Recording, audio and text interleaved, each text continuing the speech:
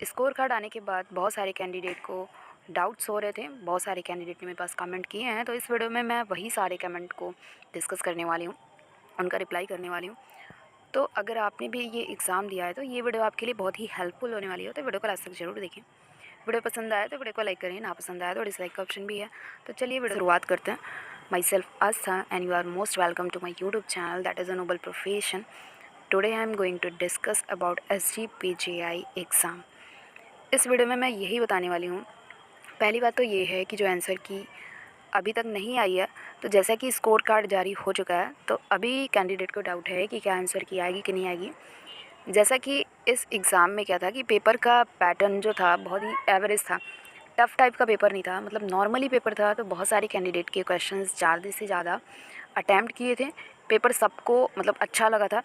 लेकिन जब score card आया तो स्कोर कार्ड देखने के बाद सारे कैंडिडेट्स के होश उड़ गए हैं। बहुत सारे कैंडिडेट का इसमें अच्छा स्कोर है, लेकिन ऐसे भी कैंडिडेट्स हैं जिनके स्कोर जिन्होंने जितना काउंट किया था उससे उनके जो स्कोर हैं वो बहुत कम है। ऐसा मैं इसलिए बता रही हूँ कि मैंने अपने कम्युनिटी सेक्शन में एक पोल डाला हुआ था, उस पर कम से कम 800 से ज़्यादा बच्चों ने अपने व्यूज़ दिए हैं, तो उसके अकॉर्डिंग मैं बता रही हूँ। सो यहाँ पे आप देख सकते हो कि मैंने डाला था कि क्या आप अपने SGPGI स्टाफ नर्स के नंबर से सेटिस्फाई हैं।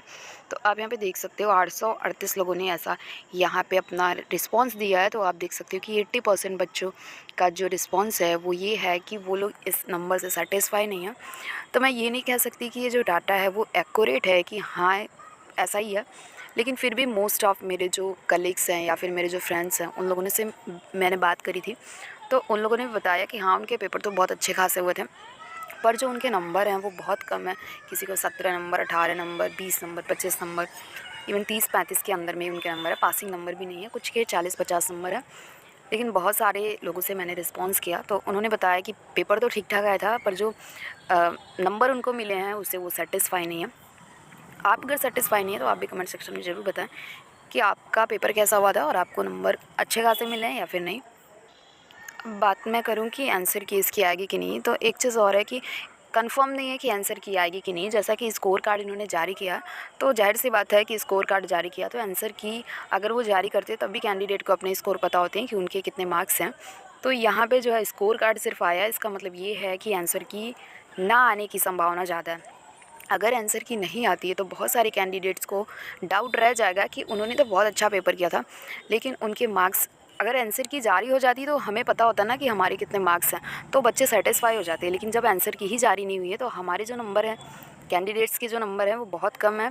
तो इसका कोई भी क्लियर नहीं कह सकते कि कैसे उनको सेटिस्फेक्शन मिलेगा जब आंसर की ही जारी नहीं हुई। किसी को कुछ भी पता नहीं है कि क्यों इतने कम मार्क्स मिले। तो जो लोग वेट कर रहे हैं आंसर की का, तो कुछ भी कंफर्म नहीं है कि आएगी कि नहीं। अगर मैं बोलूँ कि 20% चांसेस हैं कि आंसर की आएगी, 80% कह सकते हैं कि बहुत कम परसेंट है कि आंसर की आएगी। नहीं तो मेरे अकॉर्डिंग मैं बताऊँ कि SGPGI जो है वो आंसर की नहीं जारी करेगा। डायरेक्ट जो होगा फाइनल सिलेक्शन लिस्ट आएगी और डॉक्यूमेंट वेरिफिकेशन की डेट उसके बाद आएगी। फिर है कि कुछ आपने न्यूज़पेपर की कटिंग देखी होगी, तो बहुत सारे कैंडिडेट ऐसे हैं SGPGI से जो उन्होंने क्या किया है कि इस वैकेंसी के अगेंस्ट एक कह सकते हैं मांग रखी है कि इस वैकेंसी को कैंसिल किया जाए, क्योंकि इसमें आउटसोर्सिंग को कोई भी प्रेफरेंस नहीं दी गई है। कोई भी उनके जो मार्क्स है संविदा के या फिर आउटसोर्सिंग के, तो उनको ऐड नहीं किया गया, उनको एक्सपीरियंस को वैल्यू नहीं दी गई है। और दूसरी बात ये है कि उन्होंने बोला है कि जो एग्ज़ाम का पैटर्न था वो हिंदी में भी होना चाहिए था।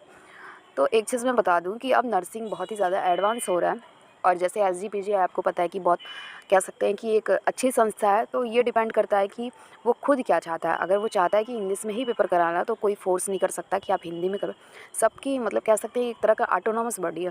तो अगर उन्होंने इंग्लिश में पेपर करवाया, बेसिक लैंग्वेजेस थे, बहुत टफ नहीं था, तो अगर कोई संस्था चाहती है कि इंग्लिश में पेपर करवाना तो वो इंग्लिश में भी करवा सकती है।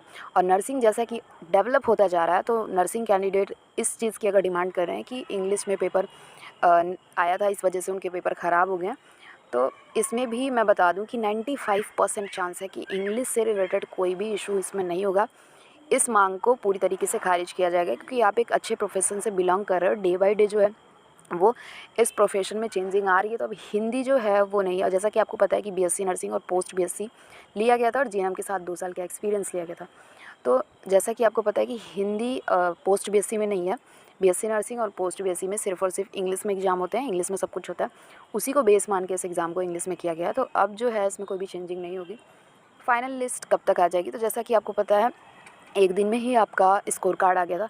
तो एसजीपीजीआई को भी कहीं ना कहीं जल्दी कह सकते हैं, या फिर जो प्रोसेस है जल्दी हो जाएगी। तो कभी भी आ सकता है आपका जो फाइनल सिलेक्शन लिस्ट है, मैं कहूँ कि कल भी आ सकता है, परसों भी आ सकता है, मतलब इधर ही बहुत ही जल्दी आ जाएगी आपका। अभी तो ये मंथ चला गया, तो अगले मंथ होप सो कि आपका जो फाइनल सिलेक्शन लिस्ट है वो आ जाएगा। अब बहुत सारे कैंडिडेट कह रहे हैं मैम कट ऑफ कैसे जाएगी, तो जैसा कि आपको पता है कि स्कोर कार्ड आपने देख लिया। अब स्कोर कार्ड में आपने ये नहीं देखा कि 252 कैंडिडेट जो ऊपर के हैं तो उन कौन से कैटेगरी के हैं, ये कोई भी नहीं बता सकता कि जो ऊपर से कैंडिडेट्स हैं वो किस कैटेगरी से हैं। तो जैसा कि सीटें जितनी हैं उसी के अकॉर्डिंग जो है, मान लीजिए जो 200 300 400 के अंदर में कैंडिडेट हैं उन लोगों के ही चांसेस है सिलेक्शन होने के, क्योंकि किसी को नहीं पता है कि एससी कैंडिडेट कितने हैं, ओबीसी कैंडिडेट कितने हैं, जनरल कितने हैं। तो लगभग जो ऊपर के स्कोर हैं 252 से आप मान सकते हो कि 300 से 400, 300 से 350 के अंदर में जो लोग हैं, तो किसी भी कैटेगरी से, एससी कैटेगरी से हो, जनरल कैटेगरी से, तो उनके चांसेस हैं होने के, श्योर नहीं है पर हैं इसलिए क्योंकि अगर जनरल के हो सकता है बच्चे उसमें ज़्यादा हों, तो कुछ बच्चों का सिलेक्शन होगा। तो ज़रूरी नहीं है कि 252 के अंदर में सारे 252 का ही जनरल में सिलेक्शन हो जाएगा। तो आप समझ सकते हो इस चीज़ को। तो जितने भी हाईएस्ट स्कोर वाले हैं 252 से 300 के अंदर में, तो उनके चांसेस हैं होने के। और दूसरी बात, एक और क्वेश्चन पूछा गया था कि मैम इसमें अदर स्टेट के कैंडिडेट ने भी अप्लाई किया था, तो ऐसा तो नहीं कि उन्हें नहीं लिया जाएगा। तो पहली चीज़ आप यहाँ पे देख सकते हो, ये जो है वो एसजीपीजीआई का जो एडवर्टीज़मेंट था वही चीज़ इसमें दिया गया। तो आप यहाँ पे देख सकते हो जो सिस्टर ग्रेड 2 का यहाँ पे दिया हुआ है, यहाँ पे जनरल की जो सीटें हैं, तो जो भी अदर स्टेट के कैंडिडेट होते हैं वो जनरल से ही फाइट करते हैं। तो वहाँ पे 115 जो सीटें हैं वो जनरल की हैं। तो इन्हीं सीटों के अंदर में जो जनरल कैंडिडेट का फ़ाइट है वो होने वाला है। तो आप यहाँ पे देख सकते हैं 56 जो हैं वो हो सकता है कि अदर स्टेट वालों के लिए, एंड 59 जो है वो यूपी वाले के लिए। मतलब होता है एक फ़िक्स क्राइटेरिया रहती है अदर स्टेट के कैंडिडेट के लिए। तो 115 सीटों में ही उनकी फ़ाइट है यूआर से। और दूसरी बात कि अदर स्टेट वालों के लिए ये था कि नहीं है, तो आप इसमें देखेंगे एडवर्टीज़मेंट की पीडीएफ को जैसे ही आप स्क्रॉल करेंगे तो यहाँ पे देख सकते हो कि कहीं पे भी ये ऐसा मेंशन नहीं था कि आपको सिर्फ यूपी का ही होना चाहिए, यूपी का ही रजिस्ट्रेशन होना चाहिए। यहाँ पे आपने एसेंशियल क्वालिफ़िकेशन देखा होगा, बस ये मैटर करता है कि इसमें क्या चीज़ दी गई है। तो सिर्फ और बीएससी नर्सिंग होना चाहिए। तो बीएससी नर्सिंग जो होना चाहिए वो इंडियन नर्सिंग काउंसिल से रजिस्ट्रेशन होना चाहिए, या फिर पोस्ट बीएससी होना चाहिए registered as a nurse and midwife in state में, या फिर इंडियन नर्सिंग काउंसिल में। कंफर्म नहीं है, मतलब कभी भी स्टेट वाला भी चाहिए या फिर आईएनसी का, दोनों वैलिड है। ऐसे ही जीएनएम में भी दिखा हुआ है कि 50 बेडेड हॉस्पिटल का होना चाहिए, और नर्स एंड मिडवाइफरी में आपका रजिस्ट्रेशन होना चाहिए स्टेट नर्सिंग काउंसिल से। यहाँ पे कहीं मेंशन नहीं है कि आप यूपी स्टेट से ही होना चाहिए। अगर स्टेट नर्सिंग काउंसिल का रजिस्ट्रेशन है आपके पास, अगर आप अदर स्टेट के हो वो भी चलेगा, और साथ में अगर आईएनसी का रजिस्ट्रेशन है तो वो भी चलेगा। ऐसा इसमें दिया गया, इसके अलावा भी कोई भी अलग से क्राइटेरिया नहीं है। तो आई थिंक मैंने सारे डाउट्स पे यहाँ पे डिस्कस किया। जल्दी इसका जो है फाइनल सिलेक्शन लिस्ट आ जाएगा। आंसर की मैं नहीं कहूँगी कि आंसर की दोबारा से आएगी। अगर स्टूडेंट डिमांड करते हैं कि नहीं हमें आंसर की चाहिए तो आंसर की आएगी, लेकिन जो इंग्लिश और हिंदी वाले पैटर्न की बात है तो उसके लिए एग्ज़ाम कैंसिल नहीं होगी।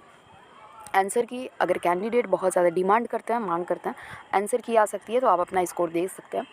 बाकी इसमें कुछ भी वैकेंसी में होने नहीं वाला। फाइनल सिलेक्शन लिस्ट आएगी, उसके बाद बहुत ही जल्द ज्वाइनिंग हो जाएगी। जैसा कि एम्स का ज्वाइनिंग बहुत जल्दी जल्दी होता है, तो वैसे इसमें भी आपका 1-2 महीने में सब कुछ क्लियर हो जाएगा। तो आई होप कि आपको ये वीडियो पसंद आई होगी। इसके अलावा भी अगर आपको कोई डाउट है तो कमेंट सेक्शन में आप कमेंट कर सकते हैं। मिलते हैं नेक्स्ट वीडियो में। Love you all, bye.